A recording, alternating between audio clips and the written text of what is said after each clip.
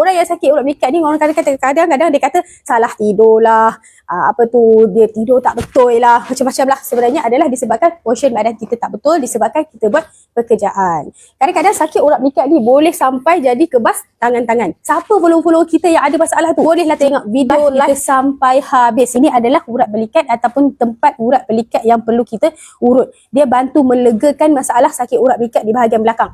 Jadi selalunya kenapa kita urut di bahagian sini dulu, kita restkan otot kita dulu. Okey, kita buangkan angin dulu atau apa semua. Selepas tu baru kita urut di bahagian belakang urat belikat. Okey, jom mari cara kita urut. Kita mesti kena sapu minyak dulu. Lepas okey, boleh angkatkan sikit. Okey, boleh gunakan tapak tangan kita di bawah. Boleh gunakan tangan ibu jari kita. And then kita letak di bahagian sini and then kita tolak. Alright, tolak ke bawah. Boleh ke tolak atas? Boleh juga, tapi sepatutnya kita mesti kena tolak bawah. Okey, siapa yang nak merasakan kenikmatan dan kesedapan urut macam ni, boleh. Kalau tak ada siapa nak urut kat rumah, bolehlah datang ke SK Wellness berhadapan dengan Maida Meru Ipoh, bersebelahan nasi kadar, kita di atas, dan bolehlah datang menikmati urutan restology di bahagian sini.